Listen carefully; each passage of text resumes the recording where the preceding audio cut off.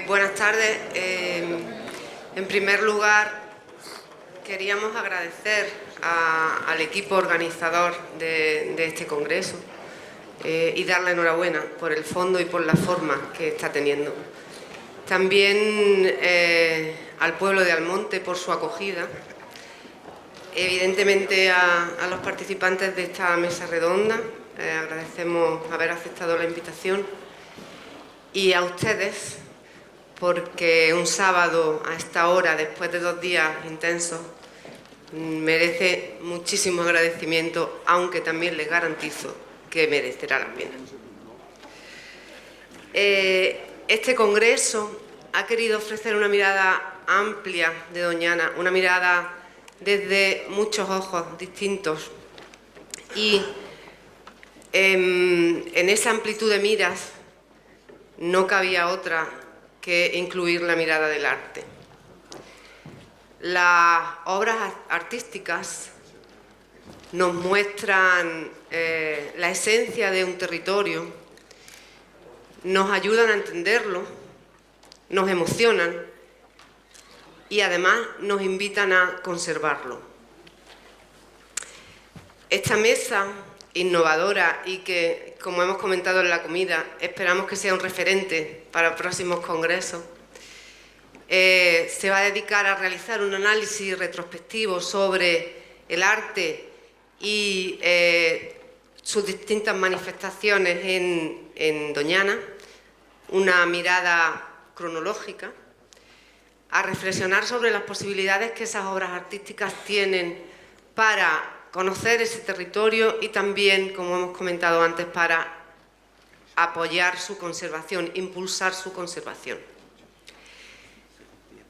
Durante este congreso, muchas personas nos han transmitido que Doñana es pasión. Y pasión por Doñana, además de muchísimo talento, es lo que tienen los participantes de esta mesa.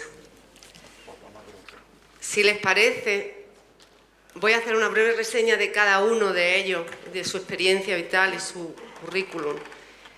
Y posteriormente daremos paso a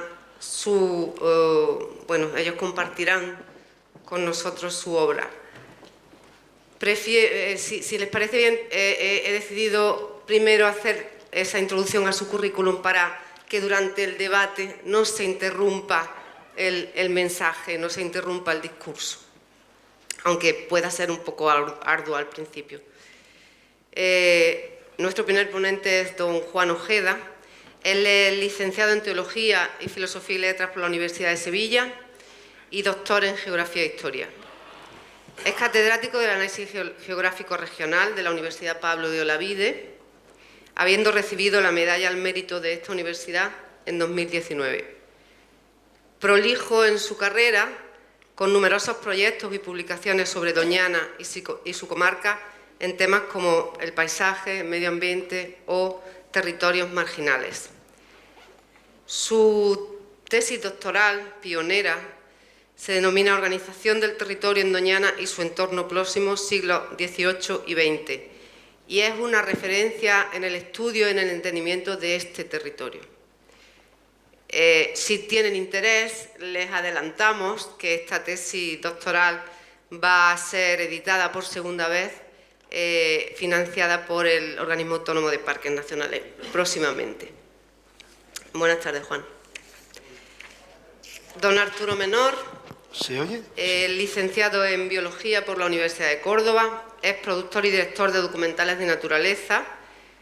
En su obra A una ciencia y arte destacan trabajos como Amigas del Aire, premiado como mejor cortometraje en 2011 y premio de la Radio Televisión Andalucía en el Festival Internacional de Cine del Aire de 2012.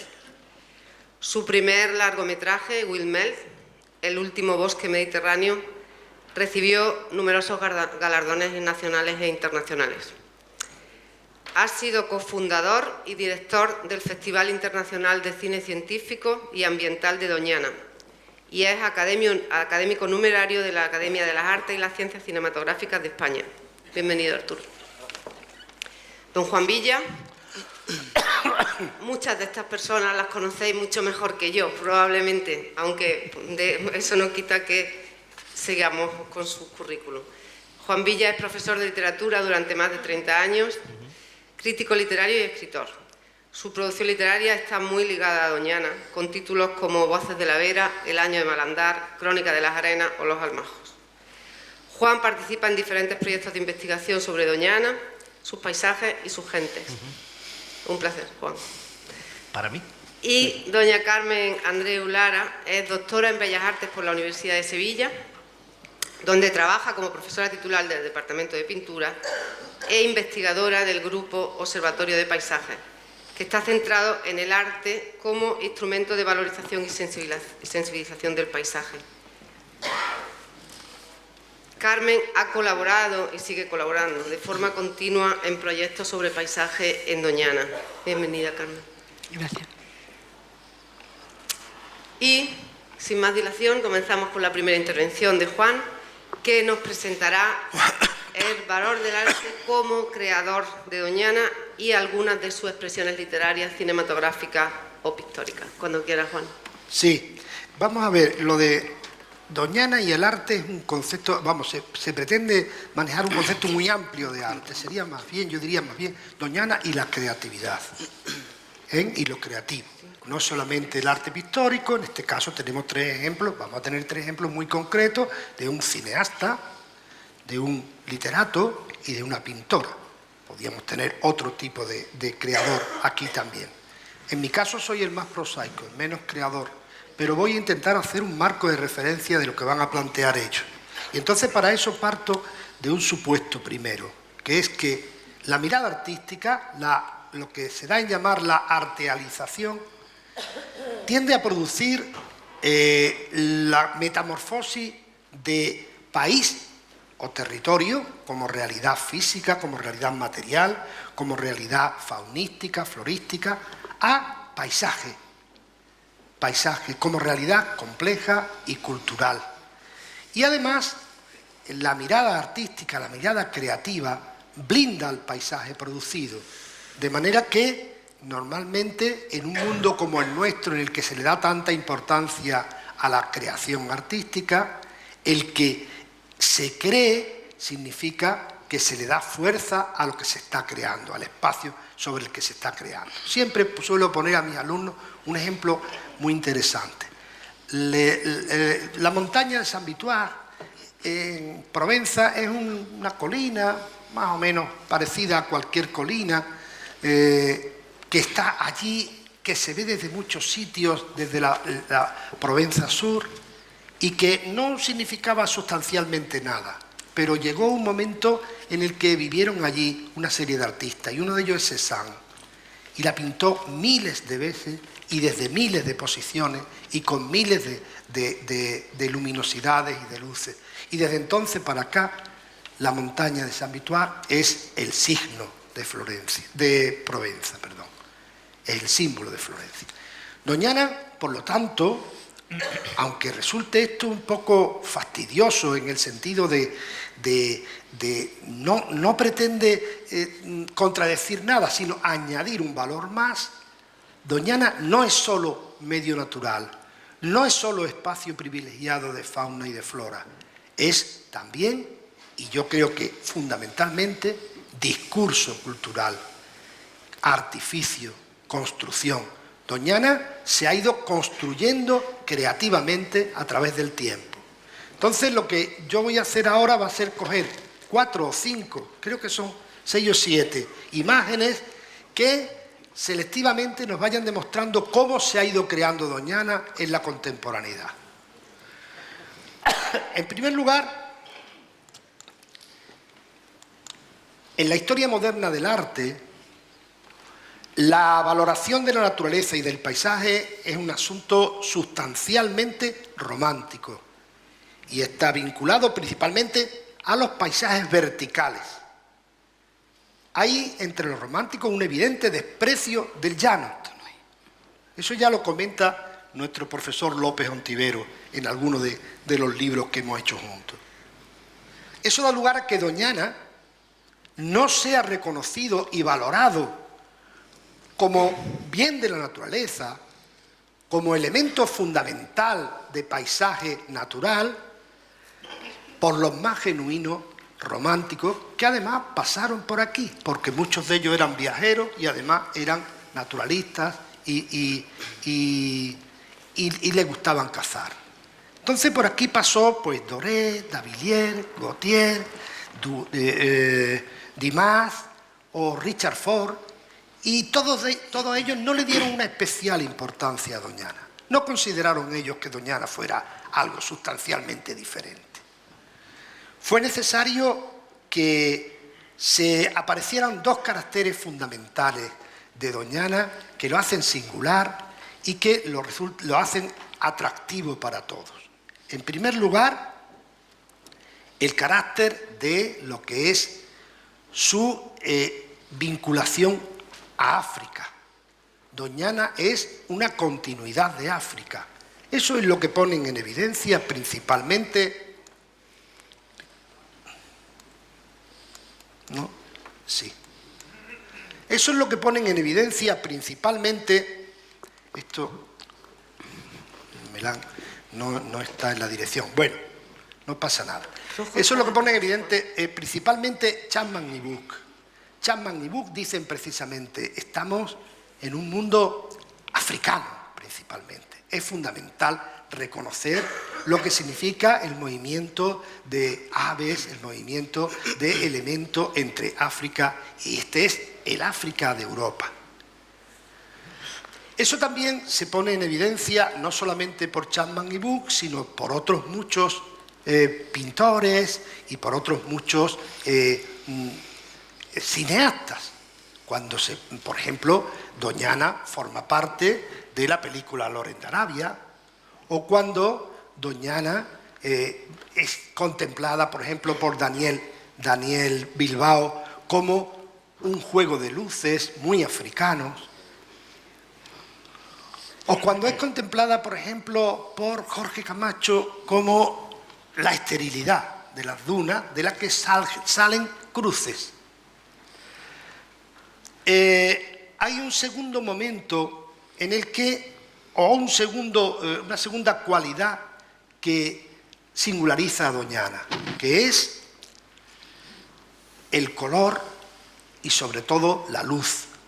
Hay una serie de luces que dan lugar a lo que son apariciones.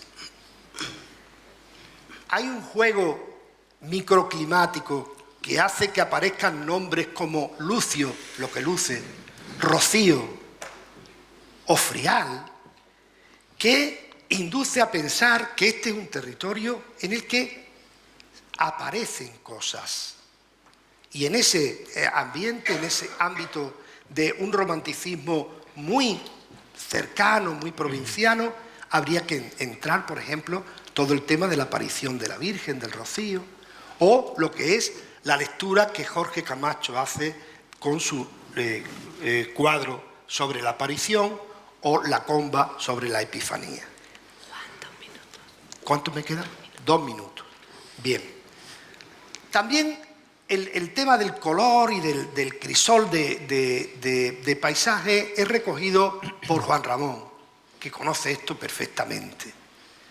Bajábamos los dos, Platero y yo, desde el monte, cargados de lirio, y nos dio la luz y refulgía la torre de mi pueblo.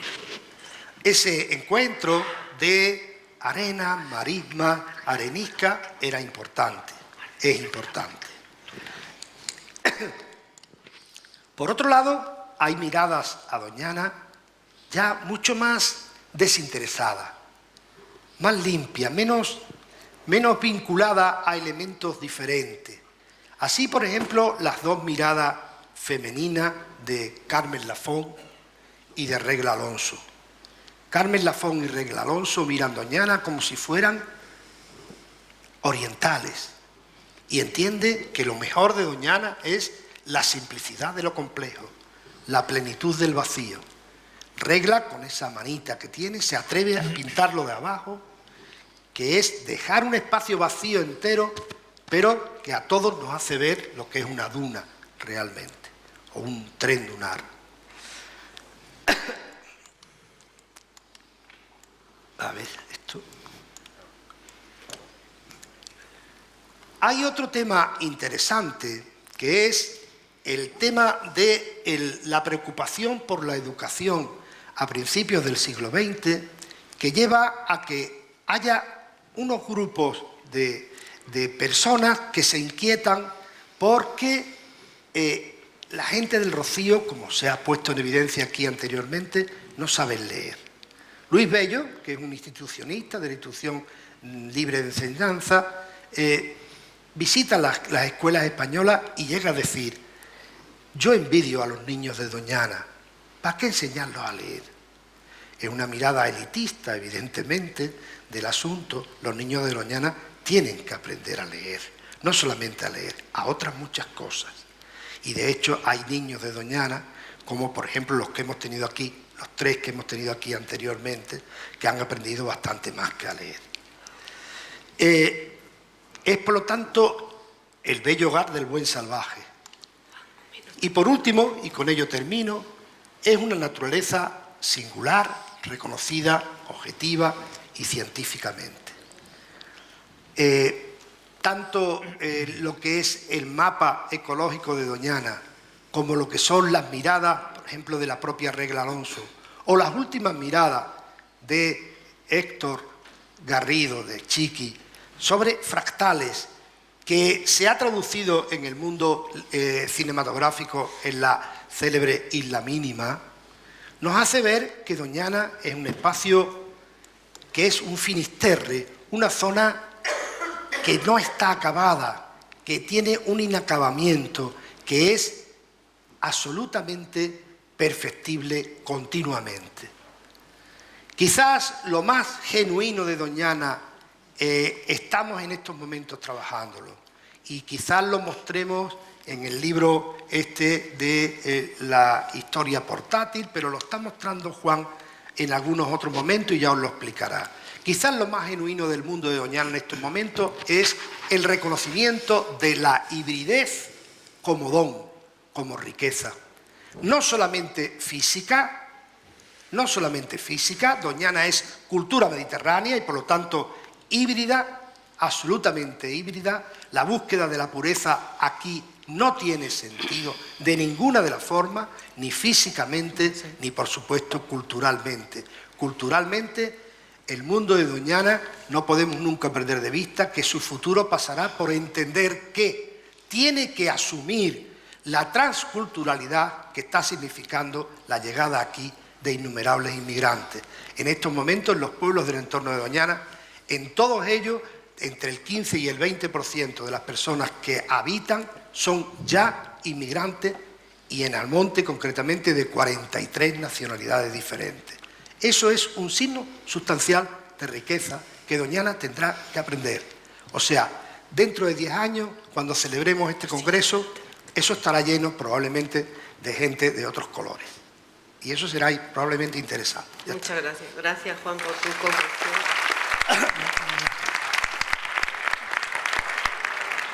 Muchas gracias por el esfuerzo de concreción, Juan, y por esas claves para la interpretación del paisaje de Doñana y su entorno. Arturo nos va a presentar las miradas biológicas, documentales y cinematográficas de Doñana y algunas de sus expresiones presentes y futuras. Cuando quieras, Arturo. Pues nada, hola, buenas tardes. Bueno, voy a hacer un breve recorrido por mi pasado, ¿no? Mi padre trabajaba de profesor, era maestro de un colegio en una aldea de Toledo, que es de 250 habitantes. Entonces yo nada más nacer pues me fui a vivir allá a esta aldea, y estuve hasta los 14 años que me fui al instituto a Talavera de la Reina. Entonces, bueno, os podéis imaginar que en aquellos tiempos, pues que no había internet, que en la televisión había lo que ponían, pues lógicamente para mí El hombre y la tierra tuvo un impacto tremendo. Y luego cuando tuve 12 años, el primer libro que me regaló mi padre fue un libro sobre Doñana, que se llamaba El mito de Doñana, que todavía lo tengo, por cierto, y ayer lo estuve ojeando para un poco ver la charla esta que daba hoy. Y bueno, pues en ese tiempo que no había nada, que no podías consultar internet, que no había televisión, que no había prácticamente nada, pues ese libro de Doñana que yo tenía, que tengo todavía, pues era un tesoro, ¿no? O sea, lo he leído 1000 veces, lo he releído 1000 veces, he escudriñado las fotos, cada detalle, cada elemento, cada cosa que había allí. Y bueno, pues luego tuve la enorme fortuna que Teresa, a través de Traxa y a través del Parque Nacional, pues con Iván Nieto, con Amelia, con Pilar, pues me encomendaron a hacer un documental en el año 2011 que se titulaba Doñana, Espacio Natural, Espacio de Futuro. Y esa foto que veis ahí pues corresponde a ese día maravilloso, ¿no?, en el que yo, después de haber estado leyendo tanto Doñana, tuve la suerte de estar aquí con Galán, y aquí estuvimos con Eloísa Mateo también, que es la que sale de espaldas registrando el sonido. Y ese día pues tuve la sensación, tuve el gusto de estar en Doñana, pero tuve la sensación de que había estado aquí antes, ¿no? Esta pequeña introducción la hago simplemente para daros las gracias, porque es un agradecimiento sincero, ¿no? O sea, estoy muy agradecido de que me hayáis invitado a estar aquí, la verdad, y emocionado, y es para mí un honor pues estar hoy aquí como ponente en el 50 aniversario de este Parque Nacional, ¿no? Bueno, hablando de cine, que es a lo que yo me dedico ahora, me han pedido que haga una breve... que hable un poco del cine en Doñana, de cómo ha sido estos años, ¿no? Yo creo que el cine ha sido fundamental para la conservación de Doñana. La primera película que tenemos constancia que se ha hecho sobre Doñana, según Fernando Camarero, que es el principal estudioso del cine científico en España, es El Corcho, que es una película que hizo el Marqués de Villalcázar en el año 1941. Siempre tendemos a pensar que los ingleses, los británicos fueron los primeros que hicieron aquí cine, pero no, el primero que hizo una película en España fue un español. La primera película también de la que tengo constancia de cine de ficción es Misterio en la Marisma. Esto me lo chivó Miguel Delibes, que hace unos años me escribió un artículo que se titulaba Doñana de Cine para la revista del Festival de Cine de Doñana, una película dirigida por Claudio de la Torre. Y bueno, se empezó a hacer cine de naturaleza. Valverde supo captar y supo entender la importancia que tenía el cine como herramienta educativa, como herramienta divulgativa, y entonces él rápidamente intentó pues eso, seducir y atraer cineastas o gente que estuviese vinculada al mundo del cine de alguna manera, para utilizarlo como un escaparate para dar a conocer Doñana, ¿no? Las primeras imágenes conservadas que hay de Doñana, también lo ha comentado antes Monti, son de Salvador Maluquer, de Barcelona, que las hizo en 1955. Después, en las expediciones que hubo expediciones en Doñana antes, pero en la de 1956 es cuando vino, que también se ha hablado antes de él, un equipo de cineastas capitaneados, liderados por Lord Alan Brock, que también, como ha dicho también Monti, pues hicieron muchísimos metros de película. Y Valverde, en ese intento de seducir, como ya decía, cineastas, pues consiguió atraer a un grupo que los llamaron los 7 de Doñana, los primeros cineastas que rodaron aquí en Doñana, que sobre todo fundamentalmente, como he dicho, por lo que se trataba era de eso, ¿no?, de utilizar esas imágenes para moverlas en el mundo, para moverlas en Europa y para buscar patrocinadores y mecenas que pudiesen apoyar la creación de un parque nacional, quizá no, pero sí al menos conseguir la protección de Doñana. En ese grupo estaban Francisco Bernabé, Rafael Trecu, Arturo Sarró, sevillano Juan Antonio Fernández, José Ramón Pons y Luis Pechuán y Alejandro Torres. Pasando al tema del cine de ficción, también se han hecho muchas películas, pero bueno, tampoco tenemos mucho tiempo para entretenernos y enredarnos hablando mucho. Entonces he preferido hablar de las dos primeras películas, o sea, las dos, creo, películas más relevantes que se han hecho en Doñana, que son Lawrence de Arabia, en 1962, que está considerada como una de las películas más importantes de la historia del cine a nivel mundial y que obtuvo 7 premios Oscar. Y luego ya en España, pues como todos sabéis, La Isla Mínima, que se estrenó en el año 2014, tuvo 10 premios Goya, aparte de los premios que tuvo en el Festival de Cine de San Sebastián y en los premios Feroz, ¿no? Son dos películas que han mostrado Doñana, que han servido también para mostrar los paisajes de Doñana en todo el mundo, y tanto el cine de naturaleza, al que yo me dedico, como el cine de ficción, son muy importantes de cara también a dar a conocer los espacios naturales, ¿no?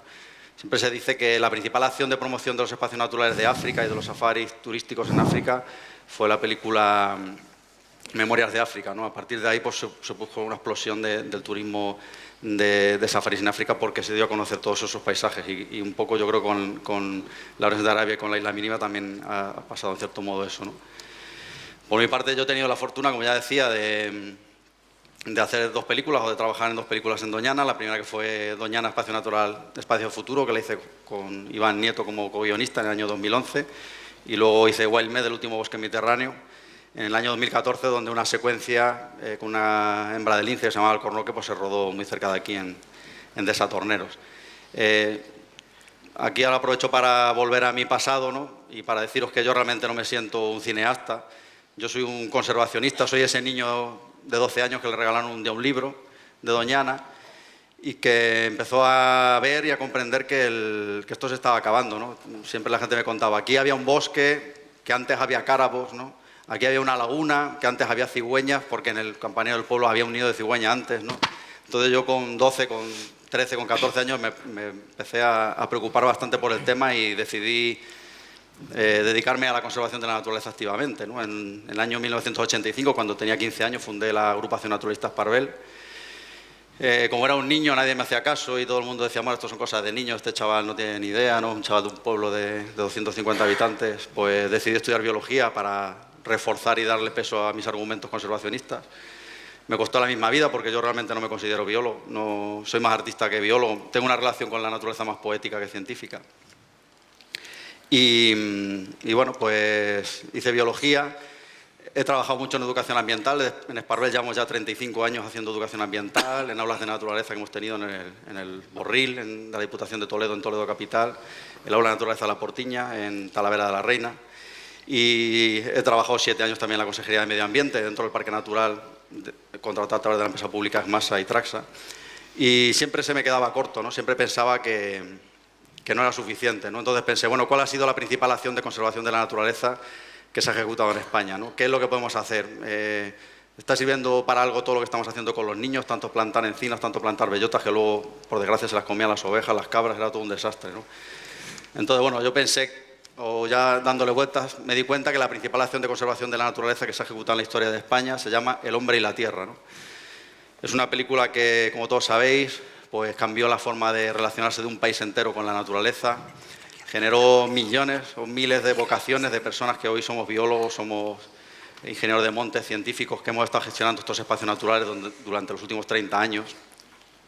Y la participación de Félix Rodríguez de la Fuente y la llegada de Félix Rodríguez de la Fuente en el año 1967, junto con José Boiso, que estaba por aquí, y Valverde, también fue determinante para la declaración del Parque Nacional de Doñana, porque, como se ha comentado antes, Félix pues, tuvo también una participación activa a la hora de hablar con Franco para convencerle de que se protegiese Doñana y de que se declarase el Parque Nacional. 2 minutos. Entonces, bueno, ahora, hablando ya de Félix, ¿cómo veo yo el futuro? Que es lo que también se está preguntando aquí. Bueno, pues yo el futuro lo veo así. No es que esté mal la diapositiva, como podéis ver, o no se ve, o qué ha pasado. Ahora sale la foto del fondo. Pues pero es negro. No, pues era La negra. intención era que fuese negro. bueno, pues sí, pues lo que quería poner. Bueno, era una diapositiva en negro, ¿no? O sea, yo el futuro lo veo negro. Sinceramente, lo veo negro porque, bueno, como lo comentó Juan Carlos Rubio ayer, cuando ellos llegaron aquí a Doñana, por un lado se encontraron con que había habitantes, había un saber ancestral, con unas personas que estaban viviendo aquí, que conocían Doñana, que conocían cómo funcionaba Doñana, que ellos pudieron aprovechar a la hora de gestionar ese saber.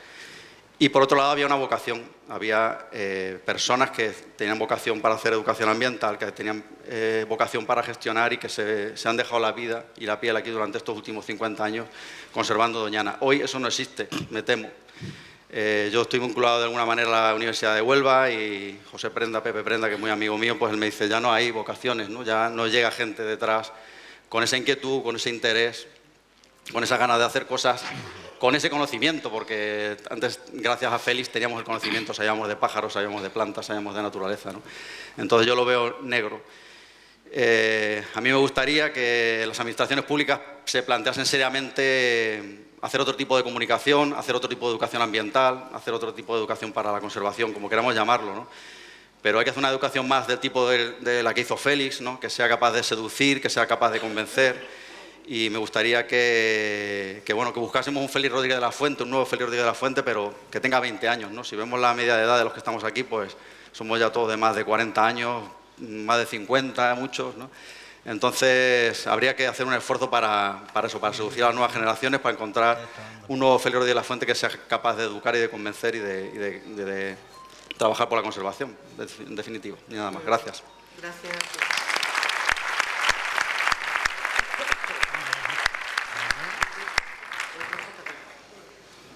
Villa nos hablará de las novelas escritas sobre Doñana y de sus propias creaciones. Cuando quiera. Bien, buenas tardes. Gracias por estar aquí, que tiene mandanga estar aquí hasta ahora, sábado. Pero bueno, muchas gracias y gracias también a la organización por haberme invitado. Yo voy a hablar de novelas. Hasta ahora se ha estado hablando de la Doñana física, yo voy a hablar de la Doñana de papel. Otra Doñana que ha ido evolucionando en paralelo, ¿no?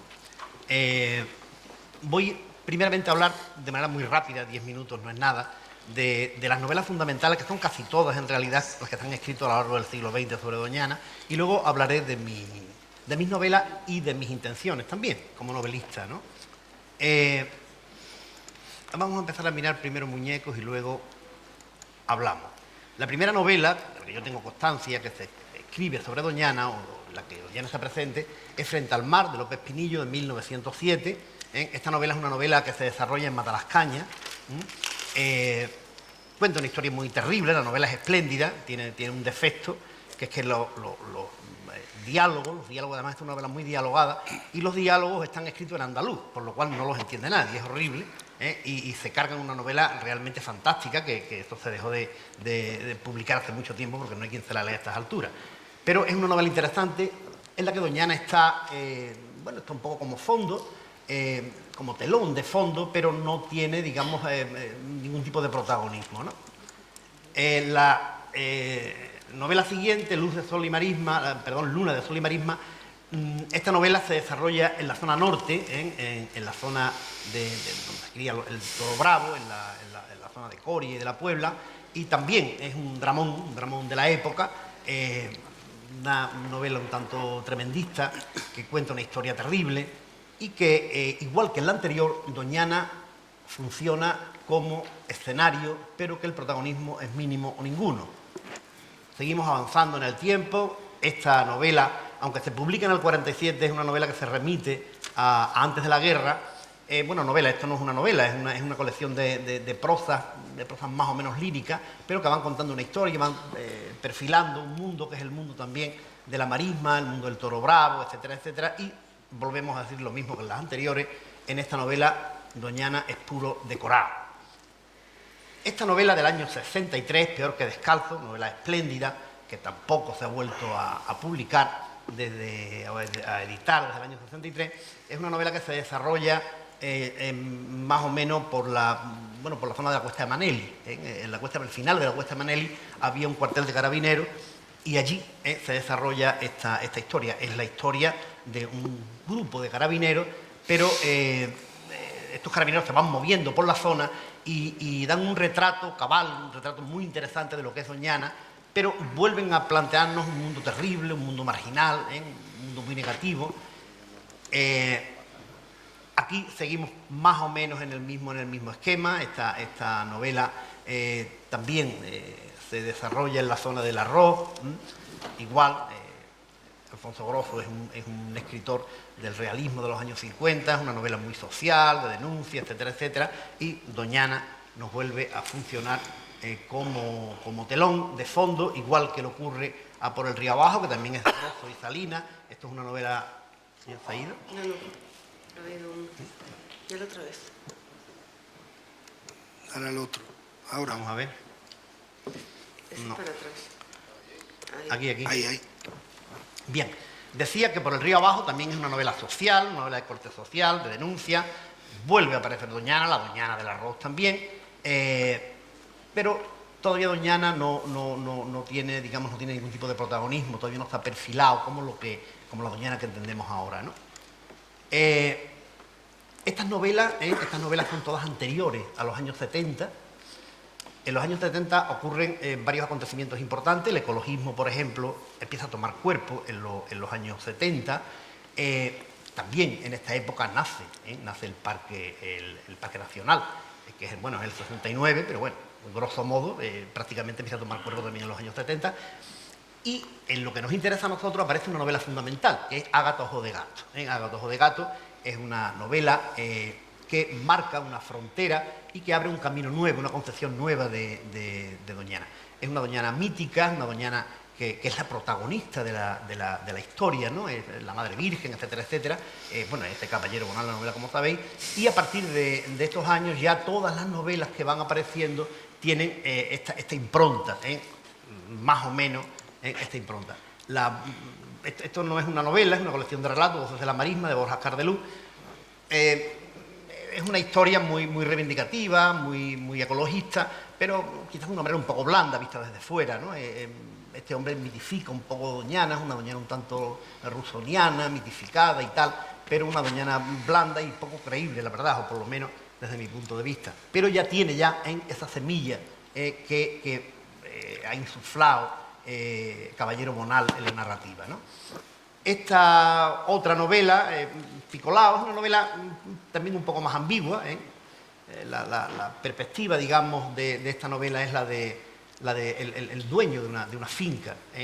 Baldomero Rodríguez Picolao es un guarda, que es una historia que cuenta el dueño de la finca, pero finalmente lo que terminamos sabiendo es la historia del dueño de la finca y no la del Picolao, porque es tan protagonista el hombre que termina arruinando al objeto de su narración, ¿no? Que teóricamente era el guarda.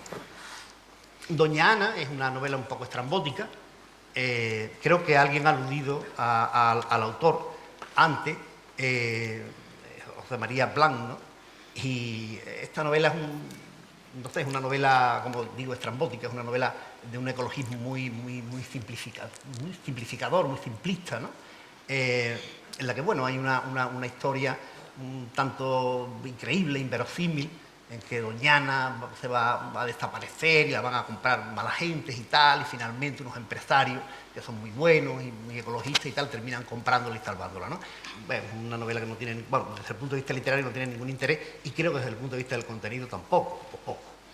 El héroe anónimo de Doñana es la recreación de un hecho que ocurrió en Hinojo, el secretario del Ayuntamiento de Hinojo, en un momento dado, que la marisma de Hinojo estaba en peligro y se iba a quedar el Estado con ella para transformarla. Este hombre gestionó, bueno, estuvo en juicios y en cosas tremendas hasta que finalmente consiguió que Hinojo se quedara con la marisma y probablemente esta es la causa de que la marisma esté hoy viva, ¿no? Si hubiera caído en manos del Estado, probablemente en el momento en el que estamos hablando, que es un momento de desarrollismo, los años 60, esto lo hubieran puesto de eucalipto, lo hubieran puesto de Víctor Sabrequé, ¿no? Doñana, todo era nuevo y salvaje, de Jorge Molina, que estaba ayer aquí, es un periodista.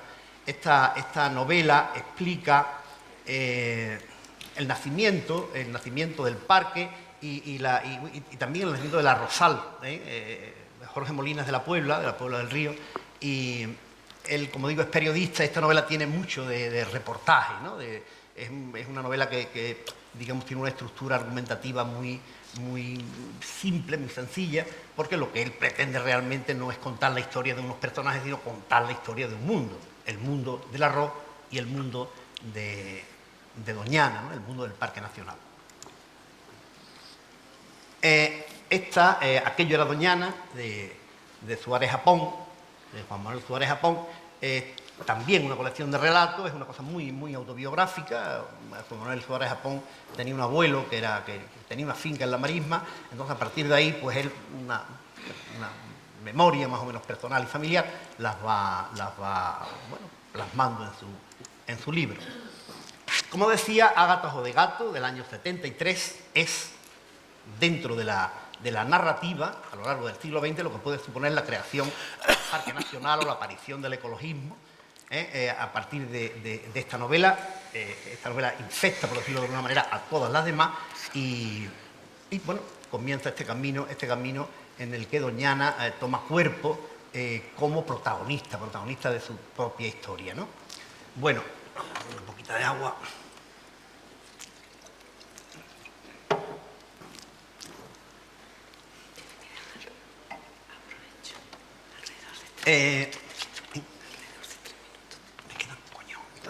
Bueno, 3 minutos más. No he hablado de mis novelas. Muy mal. Es que estamos viendo eso. Estamos viendo eso. Está contando la película. No, hombre, que quedó un poquito de introducción. Historia de la literatura. ¿No? Bueno, voy a hablar entonces de mis novelas ya 3 minutos. Intentamos 3 minutos. flexible, que somos los últimos. Bueno. ¿Qué intento yo con mis novelas? En fin, vamos a andar ligerito, que 3 minutos no es nada. Voy a leer un parrafito, que de alguna manera resume lo que yo intento, lo que yo he intentado con mis novelas. Mis novelas están un poco a caballo entre las anteriores a Caballero Bonao y las posteriores. Yo, por una parte, intento que el hombre, que la sociedad o el mundo de Doñana aparezca. Pero por otra parte también Doñana tiene un protagonismo importante, Doñana como concepto, ¿no? Y digo que leo esto y esto es un poco mi intención, la intención de mis novelas, la intención general, ¿no? Es un texto de James Salter, que es un novelista norteamericano, y dice: llega un día en que advierte que todo es un sueño, que solo las cosas conservadas por escrito tienen alguna posibilidad de ser reales. Esto es lo que yo intento con mis novelas, pasar la historia de Doñana al papel, a la narrativa, para que de alguna forma sea real, se quede de alguna manera en la memoria, porque si no se escriben, se pierde. Lo que yo cuento en mis novelas no es algo que recojan los historiadores. Un historiador de Doñana, o un antropólogo, o un arqueólogo, tomará algunos aspectos, algunos datos, pero digamos que la marca humana de Doñana, como no la pases a novela, como no la pases a narración, se pierde, se muere. Todos estos días se ha estado hablando aquí justamente de esta memoria, y es justamente esta memoria la que yo he querido, o estoy queriendo y sigo queriendo retener en mis novelas. Las novelas que he publicado hasta ahora, no sé si publicaré algunas más o no en relación con Doñana, abarcan un tiempo muy concreto. La novela más antigua empieza el año 30, se llama El año de Malandar, es el año 30, y desde el año 30 hay una serie de novelas que llegan hasta el año, grosso modo, el año 80. También hay una serie de flashbacks que retoman episodios a lo mejor del XIX, del siglo XIX, o de la primera parte, de los primeros años, las primeras décadas del siglo XX.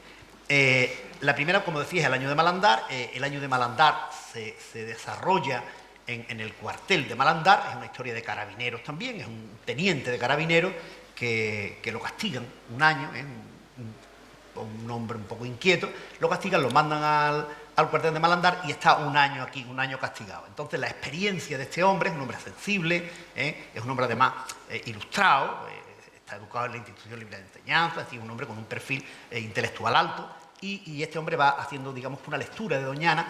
La estructura del libro, o la estructura son cartas que él le va mandando a una amiga a Madrid, ¿no? Entonces le va contando sus impresiones de Doñana.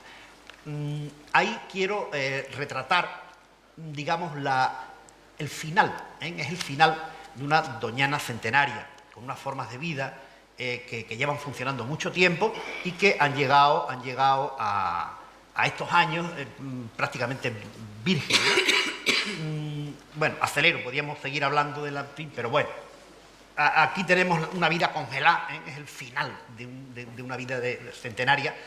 A partir de ahí, la siguiente novela arranca en el año 40, arranca justamente al final de la Guerra Civil, o sea, había terminado ya la Guerra Civil, nace el Patrimonio Forestal del Estado y me traslado a la Valario, a la zona de Cabezudos y de los poblados de la periferia de Cabezudos. Y ya es una Doñana que se está alterando, un mundo que se altera. Cuando hablamos de Doñana en un sentido amplio. En el Avalario, pues físicamente es Doñana también, ¿no? Es un mismo mundo, ¿no? Porque la gente, además, la gente de Doñana iba al Avalario y de Avalario iban a Doñana. O sea que, digamos que el hombre de Doñana y del Avalario era el mismo, ¿no?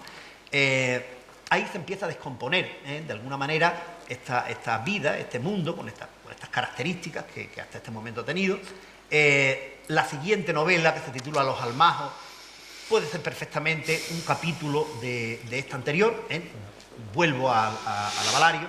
Los personajes de esta novela son los mismos que los de la novela anterior. Hay algunos que cambian. Los personajes principales son nuevos, digamos, y los secundarios son de la otra novela también, que prácticamente, como digo, es una prolongación de la anterior.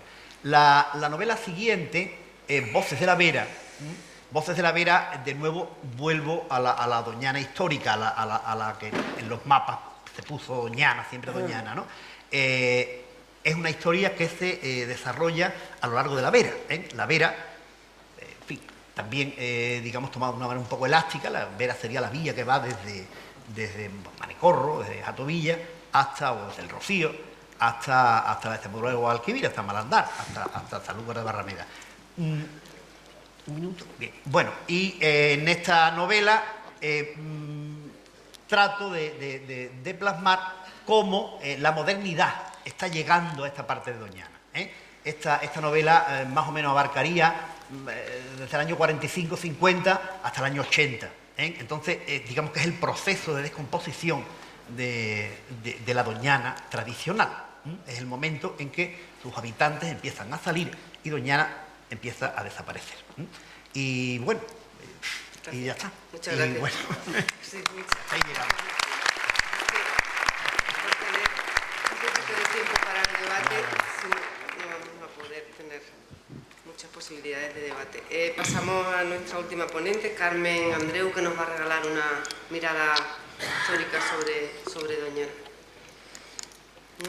Bueno, en primer lugar me gustaría agradecer en nombre de los pintores que alguna vez se han aproximado al mundo de Doñana la invitación por parte de la organización para que yo esté aquí representando humildemente a todos ellos.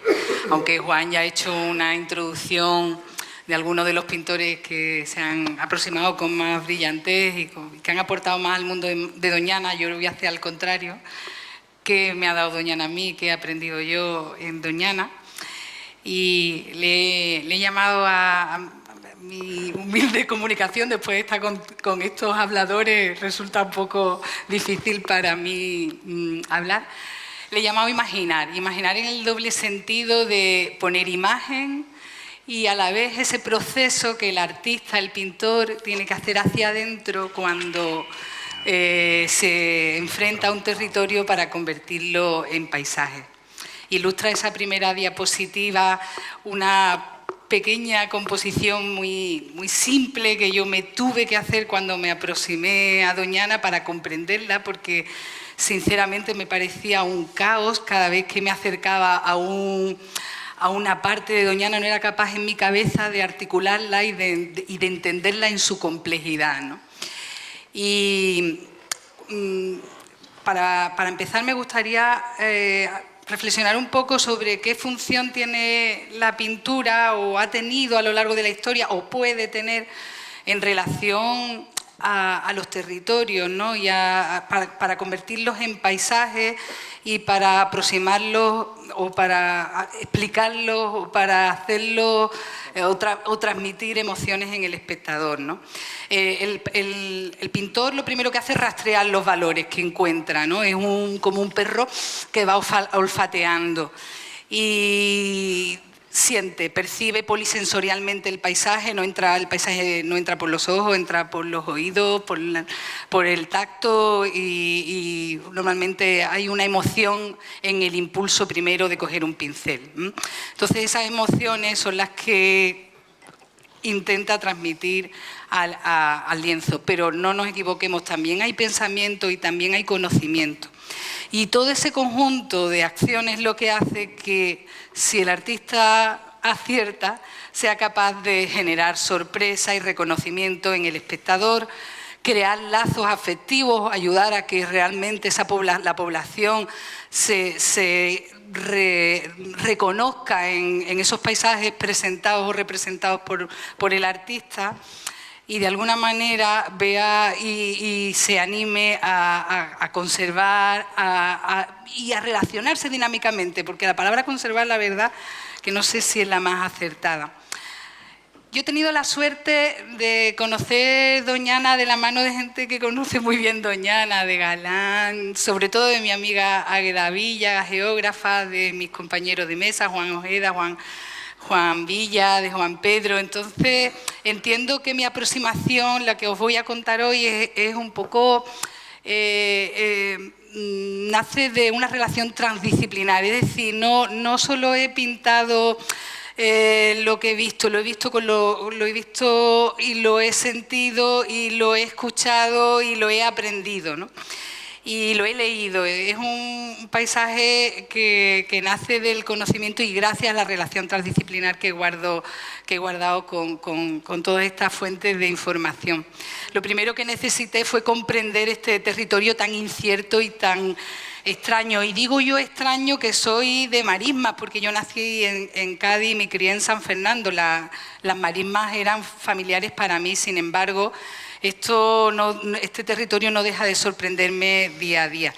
Tuve que comprender y pinté como hacemos los pintores para comprender cómo se había conformado esa barra de arena por las corrientes atlánticas y habían de alguna forma ido provocando la colmatación del lago y la deposición de los residuos del río, ¿no? En primer lugar, me gustaría hablar de la relación que he tenido de sorpresa y de descubrimiento en Doñana, que es constante y además agradezco a la organización que me haya invitado por lo que supone tener a pintores en un congreso como este, pero también porque he aprendido mucho en estos días, ¿no? Y Doñana no me ha dejado de sorprender cada vez que me acerco a estas tierras, en sus personajes. Disfruté mucho ayer comiendo con Boiso, o hoy escuchando a José María. Una de las sorpresas que he intentado representar en estas pinturas es la incertidumbre de lo que te vas a encontrar cada día y en cada rincón, ¿no? En la primera imagen es de la Retuerta, que es un espacio que cuando pones la tierra parece que te vas a hundir, es incierto, es vibrante, es vivo, pero a la vez te puedes encontrar una lámina de luz que sale de la tierra y que no sabes de dónde viene y qué profundidad tiene, ¿no? Me sorprendió mucho descubrir que Doñana era mucho más que el estereotipo que yo podía llegar a tener en mi cabeza de dunas y marismas. Disfrutado mucho recorriendo los arenales de Doñana y descubrir esos arroyos como la profunda oscuridad del arroyo La Osa o su olor penetrante que te atrapa y que te punza, ¿no? Me emocionó mucho descubrir, a pesar de que se haya hablado aquí de que era un ensayo, y es verdad que eso también es interesante en Doñana, ver cómo ha sido un territorio de experimentación constante, ¿no? Me emocionó mucho recorrer los billares, esa uniformidad visual y esa profundidad aromática y ese sonido constante al pasear en esa tierra que cruje y en esas hojas que suenan. Y me pareció como algo sorprendente que yo no me esperaba, ¿no? Y además siempre solitario. Yo no he ido nunca a los billares y he ido en muchas ocasiones que haya habido nadie allí. Y si hay algún lugar en Doñana con el que me gustaría volver constantemente, es Ribeteilo. Ribeteilo para mí ha sido el descubrimiento de una zona incierta en Doñana, indefinida, frágil, que no sabemos por dónde está, que hay que buscarla, que a veces te encuentra ella. Y eso creo que es lo que hace grande Doñana, esa fortaleza y que parece que tiene, y a la vez esa fragilidad y ese misterio que encierran algunos de los parajes más desconocidos de esta tierra, ¿no?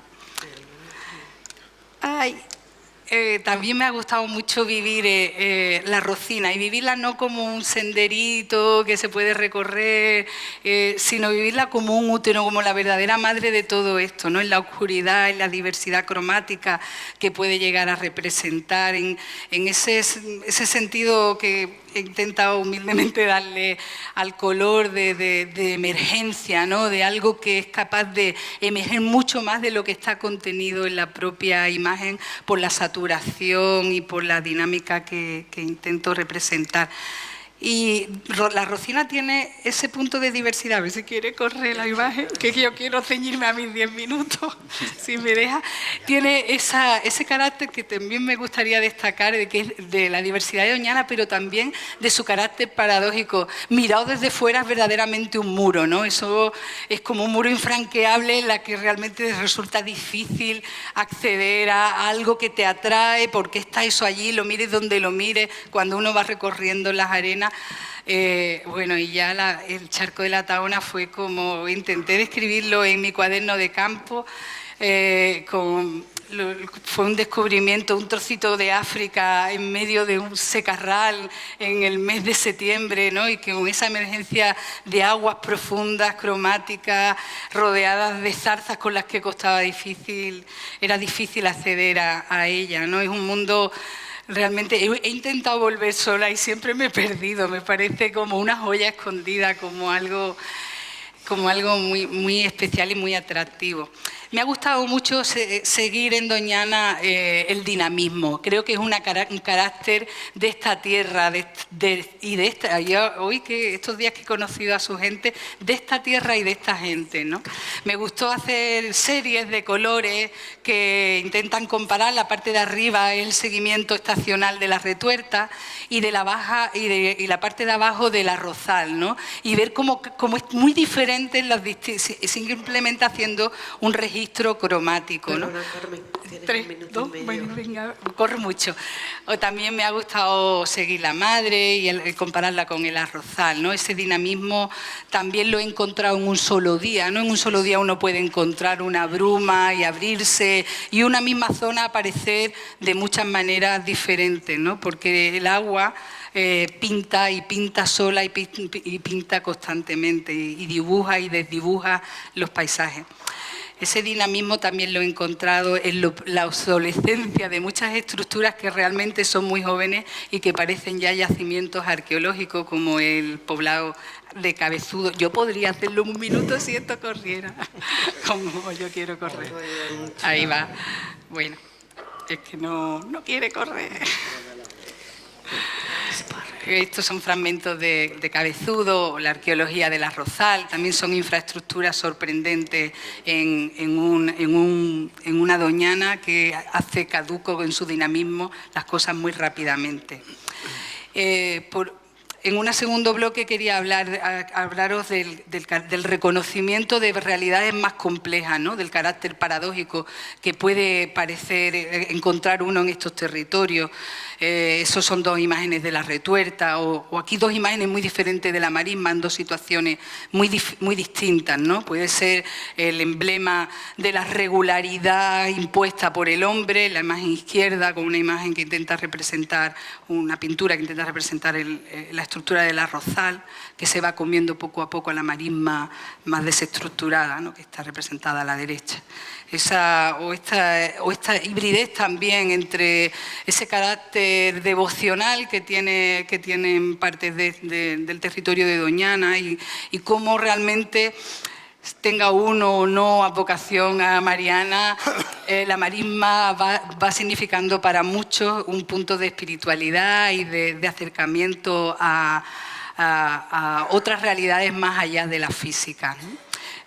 Sí, ya termino, ya es resumir lo que he intentado explicar. Imaginar Doñana para mí ha sido aprender que el paisaje es muy diverso, que es dinámico, que es paradójico y que es híbrido y transitorio. Y nada más, gracias por la paciencia.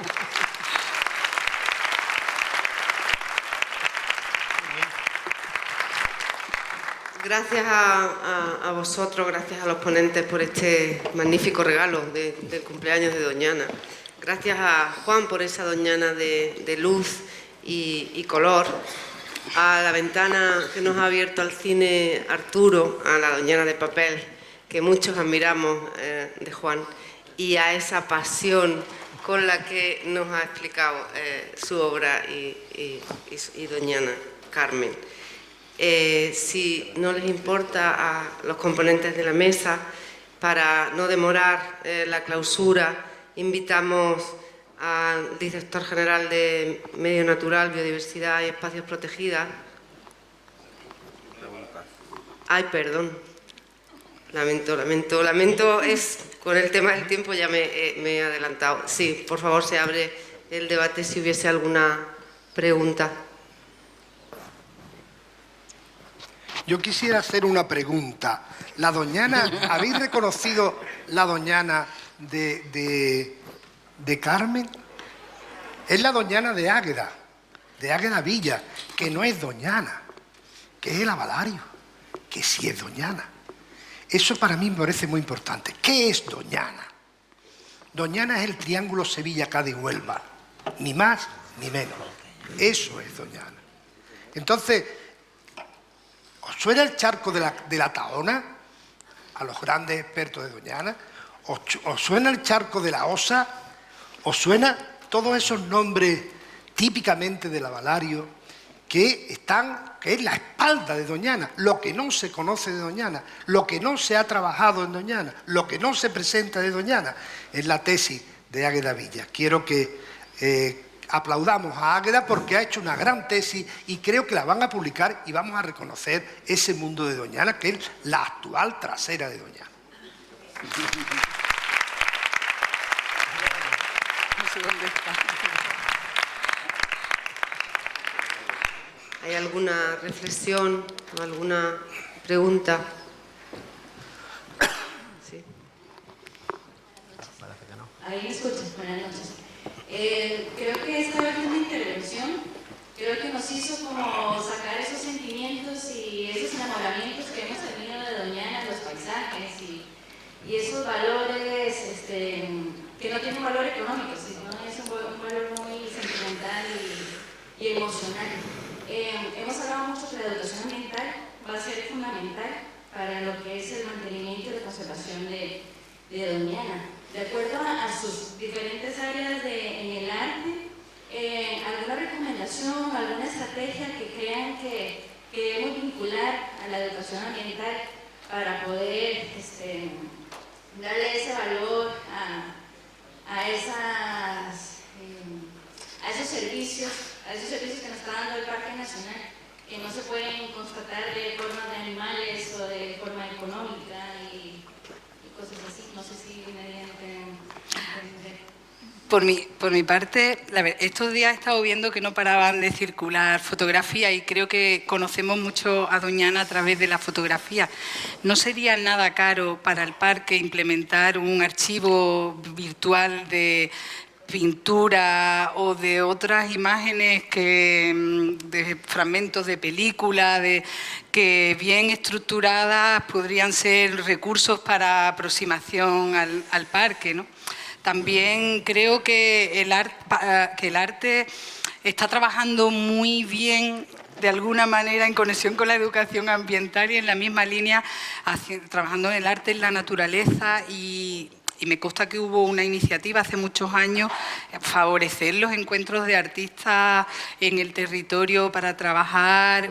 Hay artistas muy buenos en España trabajando en esa línea, ¿no? De recuperación de saberes, de recuperación del contacto con la tierra, como antes decían los educadores ambientales y como reclamaban algunos de los que se han criado en el barro.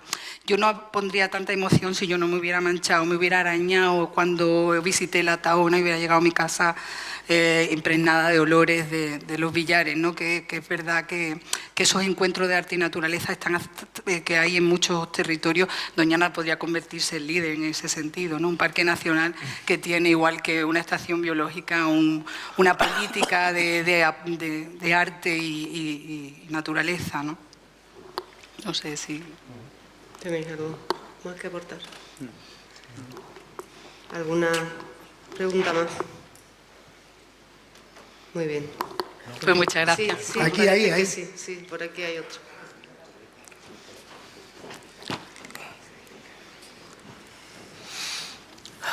Sí, yo me dirijo a don Arturo Menor. Para poderle poner color a esa diapositiva que pasó un instante en negro, ¿qué podemos hacer? ¿Volver a poner otra vez en televisión española El hombre y la tierra? O sea, ¿cómo inculcar a la generación, mira, tengo una niña de 25 años, que nos va a heredar esa vocación? ¿Qué podemos hacer? De aquí nos queremos ir con una idea de ciudadano a ciudadano. Yo creo que el principal problema que tenemos es que hay un salto generacional tremendo, o varios saltos generacionales, y no somos capaces de conectar con los jóvenes. O sea, yo a donde voy, a cualquier charla de medio ambiente que haya, a cualquier congreso, a cualquier evento, cualquier cosa, todas las personas que vamos somos mayores ya o tenemos una edad ya. Entonces, yo por desgracia, quizá la solución no tiene que venir de nosotros, tiene que venir de los jóvenes. O sea, tiene que venir alguien joven como ella, que le gusta la naturaleza, que le apasiona, que lo vive y que es capaz de conectar con la gente de su misma edad y transmitirles esa pasión que ella tiene. Yo creo que tiene que venir de ahí la solución. O sea, creo que nosotros, yo te puedo contar cosas, a la gente de mi edad le puedo contar cosas que seguramente le van a interesar, pero yo creo que tienen que hablar ellos su mismo lenguaje y ser ellos. Y sobre todo, que gente como tú, que está en el campo, que pisa el campo, me refiero a la chica joven, pues que sea capaz también de sacar a toda esa juventud de las tablets y de los móviles y de los ordenadores, que es donde están metidos, que no hay forma también de sacarles de ahí, ¿no? Y que vayan al campo, que respiren el campo, que lo sientan y que lo vivan y que les enganche. Que no, es difícil. Yo personalmente no pondría nunca la última diapositiva de Arturo. Para mí Doñana no es negra. No es negra, que va, es muchísimo más de color que antes. Para mí la Doñana negra ha pasado. Yo tengo la suerte de ser de este pueblo, nací en diciembre del 49. ¿Sabe la primera imagen que tengo yo de Doñana? Un furtivo amarrado a la espalda por las calles para que sirviera a todo el mundo de ejemplo de lo que no se debía de hacer en Doñana. Y una pregunta que yo le hago a mi abuelo: abuelo, ¿ese hombre quién es? Dice, ese es un hombre que tiene que vivir de eso. Pero esa señora que va detrás es la que viene aquí a vendernos la carne de venado que nos gusta tanto. Y dice mi abuelo, niño, ten cuidado, no hablen fuerte. Esa es la Doñana negra, esa era la Doñana negra. La Doñana actual no es negra para nada. Y además hay muchos jóvenes metidos en la Doñana actual, muchos, probablemente distintos a Félix Rodríguez de la Fuente. Pero yo tengo la suerte, yo soy ahora mismo profesor jubilado, pero tengo la suerte de haber dado varios másteres de distintos tipos, relacionando siempre humanidades, arte, naturaleza y medio ambiente, y a los jóvenes esto les interesa muchísimo. Lo que pasa es que desde otro ángulo de visión. Probablemente haya que meter a Doñana en las tablets. A lo mejor, no lo sé. A lo mejor hay que meter a Doñana en las tablets y en el Facebook y en todas esas cosas, pero de verdad. Por ejemplo, estoy mirando a María. María es esperanza para Doñana. Y la ha demostrado aquí. Y es de color. Ella es de color.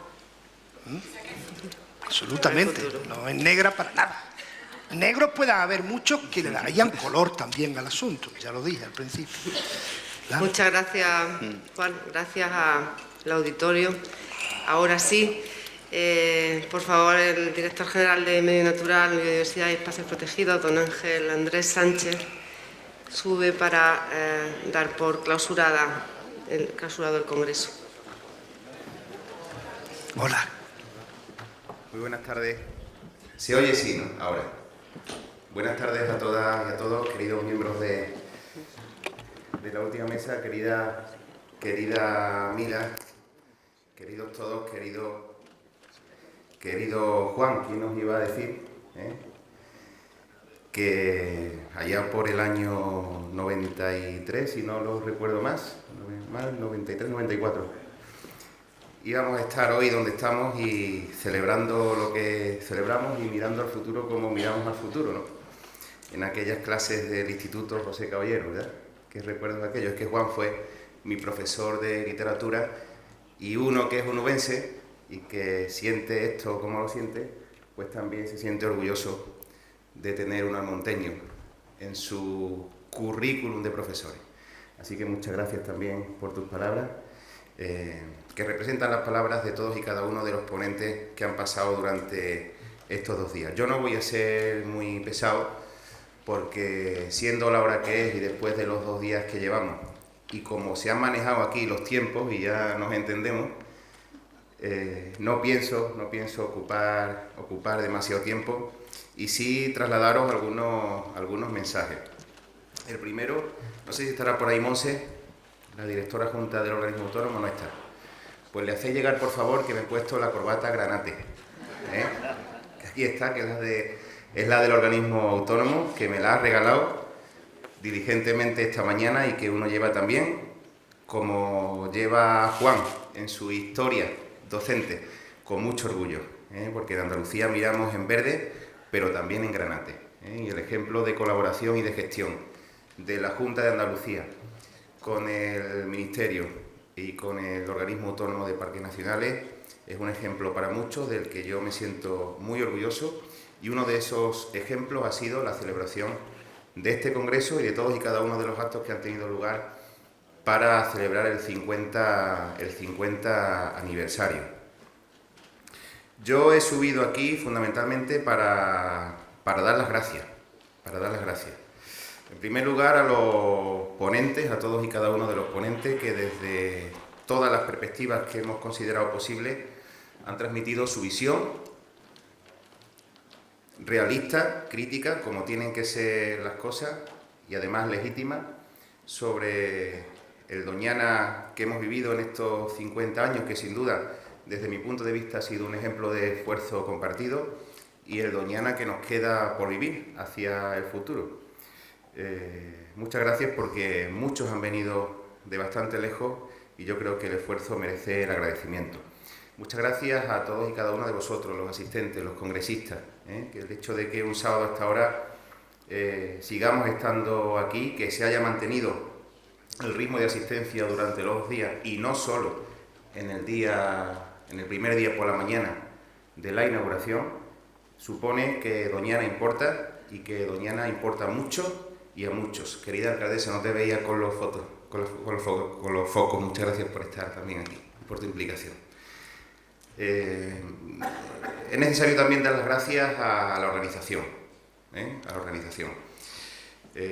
Fundamentalmente me vais a permitir que lo personalice en el equipo de funcionarios y trabajadores de la Dirección General de Medio Natural, Biodiversidad y Espacios Protegidos de la Junta de Andalucía. Aquí hay algunos presentes, ahí está Pedro, ahí está Vicky, aquí está Mila, porque su día a día, su esfuerzo diario hacen que cosas como esta sea posible. A todo el personal, a todos sin excepción, del Espacio Natural de Doñana, representado en su director, en Juan Pedro Castellano, al que yo le agradezco personalmente el enorme esfuerzo que durante todos estos días han realizado para que las cosas se hagan bien y para que hayamos tenido el congreso que hemos tenido.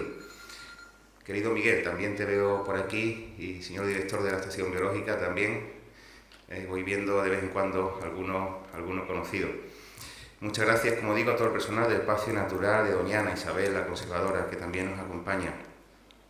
Muchas gracias al equipo de Traxatec, fundamentalmente a todo el equipo, pero básicamente en la persona de Miguel y sobre todo de Zaida, que no sé si estará por ahí, que se ha echado a las riendas la Secretaría Técnica del Congreso. Traxatec, aquí en la Dirección General, la Junta de Andalucía le ha encargado la realización y la llevanza de la Secretaría Técnica del Congreso, porque yo creo que han sido un ejemplo, como siempre, de profesionalidad y de buen hacer. Y muchas gracias a todas y cada una de las instituciones que han hecho posible estos 2 días, que han sido días grandes, fundamentalmente al Ayuntamiento de Almonte, querida alcaldesa, por estar siempre ahí, por ser un ejemplo de colaboración con nosotros, y al Ministerio, al Organismo Autónomo de Parques Nacionales. Yo creo que el esfuerzo que ha hecho el Organismo Autónomo para que podamos haber celebrado este congreso como lo hemos celebrado es digno de admiración, y yo se lo quiero reconocer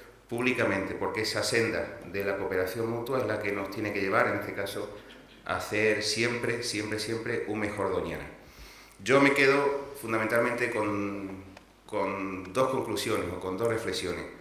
Una, y seguro que estáis de acuerdo conmigo, tenemos que reforzar, programar, coordinar, mejorar e impulsar todo lo relacionado con la educación ambiental. Eso me ha quedado súper claro. Me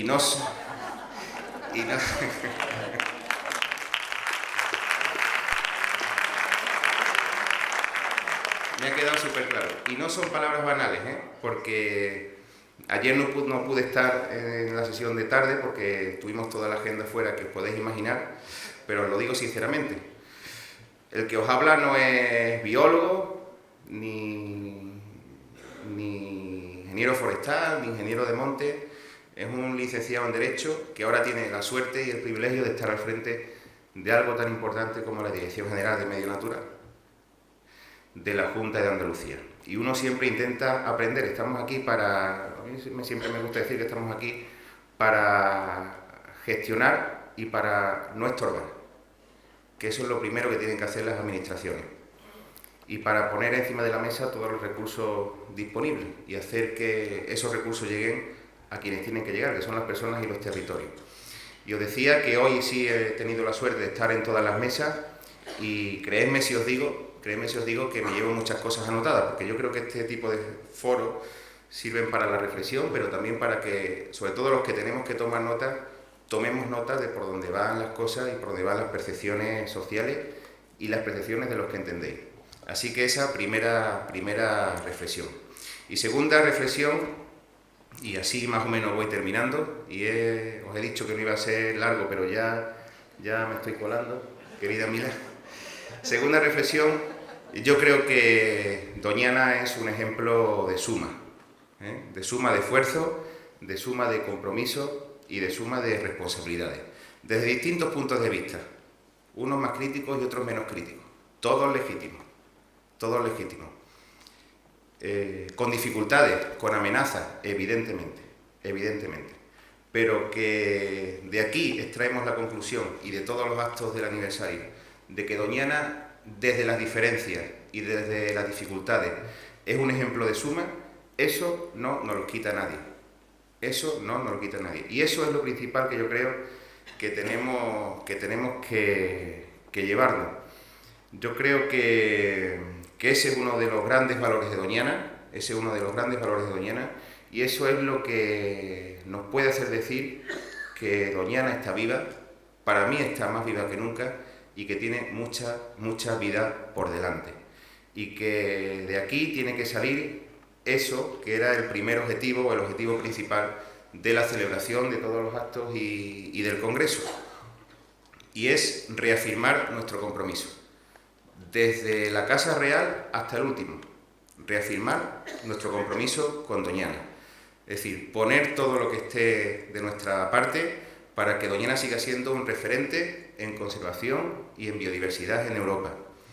Poner todo lo que está de nuestra parte para que siga aumentando esa unión y esa identidad entre Doñana y el territorio, algo de lo que tanto se ha hablado también aquí y tan necesario. Y sobre todo que sigamos poniendo todo lo que está de nuestra parte para seguir transmitiendo entre todos una imagen en positivo de Doñana. Yo creo que con esta reflexión podemos decir que el Congreso, desde mi humilde punto de vista, ha cumplido su objetivo. Quiero de verdad agradeceros muy sinceramente el sacrificio y el esfuerzo, vuestras aportaciones. Desearos a los que sois de más lejos una feliz vuelta, un feliz retorno a casa. Algunos, ¿verdad, Fran? Si tienen que tirar ahora para Granada, y otros más lejos, pero que tengáis un feliz retorno a casa. Que sigamos dándole vueltas cómo mejorar la Doñana que tenemos para construir la Doñana que queremos tener. Y de verdad, sinceramente, en nombre de la Consejería de Agricultura, Ganadería, Pesca y Desarrollo Sostenible de la Junta de Andalucía, muchas gracias a todos por el esfuerzo, feliz regreso y nos vemos en la próxima. Muchas gracias.